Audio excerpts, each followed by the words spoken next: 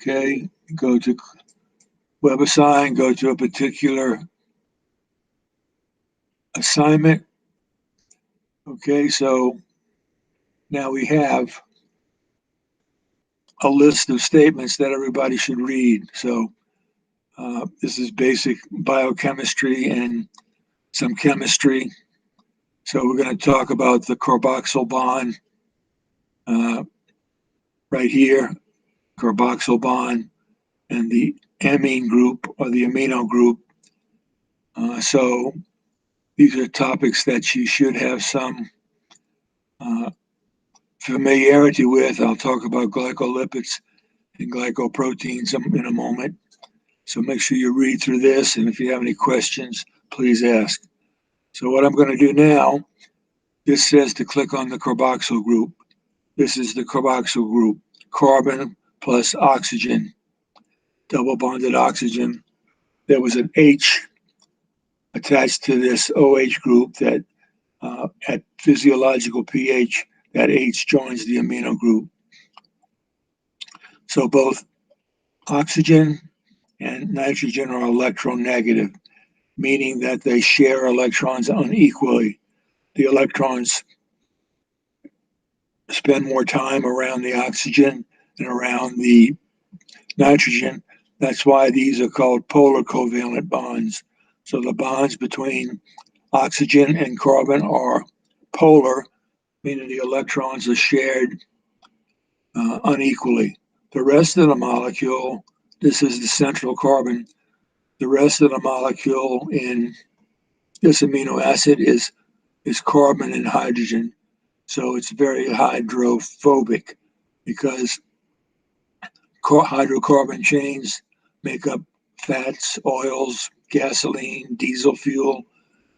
These are very high energy compounds because they have so many bonds that can be broken and burned.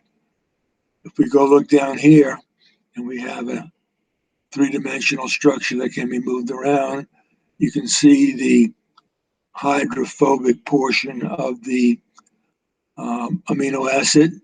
Some amino acids have polar groups or other attachments to this central carbon. So this is a carboxyl group with a double bonded oxygen, and this is a single bond. This H is moved over to this nitrogen at physiological pH. So here we have the polar end of the molecule because the oxygen and the nitrogens are able to attract the electrons to themselves so that the electrons spend more time around the nitrogen and the oxygen. So these bonds are called polar covalent bonds because the electrons are shared unequally. Much of the chemistry of all physiological states, from plants to crabs to butterflies to goats to alligators, the basic structure of amino acids and the fact that one end or both ends can be polar, where the electrons are shared unequally, makes a big difference in how molecules are arranged and how proteins are put together.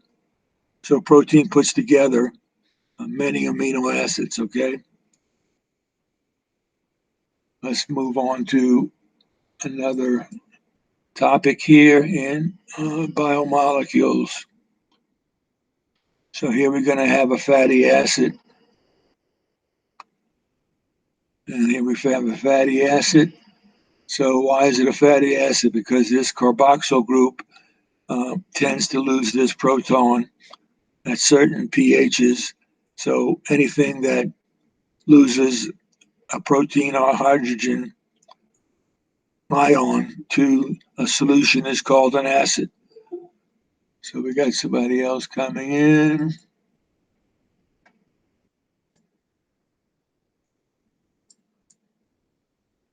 Okay, we'll go back to where we were.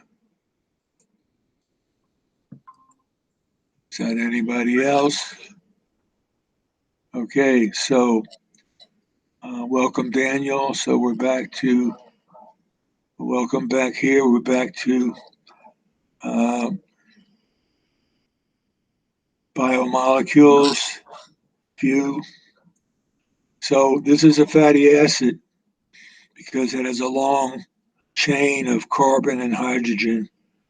This is how waxes, oils, gasoline, diesel fuel.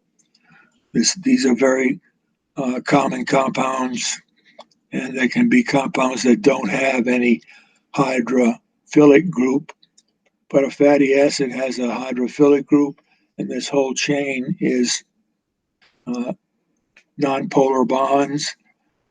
So it's hydrophilic, meaning that it won't dissolve in water, just like oil. Oils are made up of these, can be fatty acids, and some of these compounds have, like octane is gasoline. It'll have 8 carbons joined together on a long chain.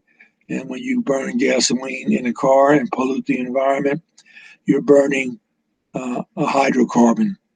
This fatty acid has both hydrophobic portion that is water fearing and a hydrophilic area that is uh, hydrophilic because these oxygens are electronegative, meaning that they attract the electrons so that the electrons spend more time around this oxygen than they do at this carbon.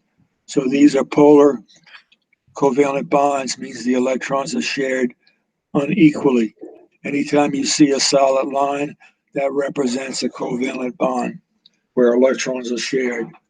So most of the chemistry of organic molecules that contain hydrogen and carbon form covalent bonds. You can see that down here we have another fatty acid because it's unsaturated. The hydrocarbon chain has a different shape.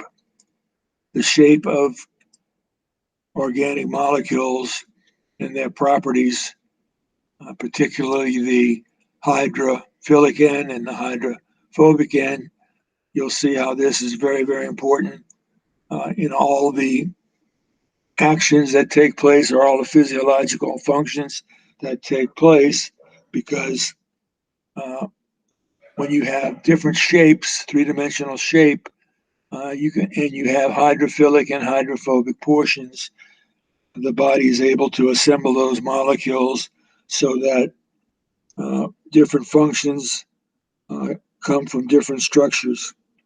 So if we jump ahead and we'll come back to amino acids again, if we look here on the cell membrane, we'll see how important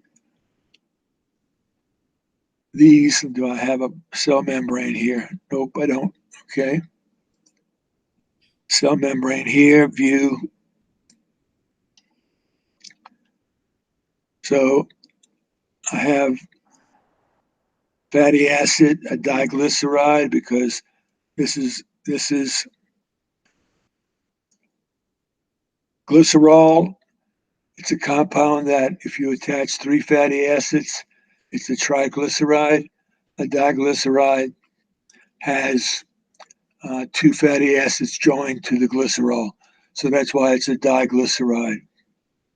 Okay, so here's an example of an amino acid. Again, the amino acid has a central carbon. It has a carboxyl group with CO double bond, and then the H has been moved to the amino group at physiological pH.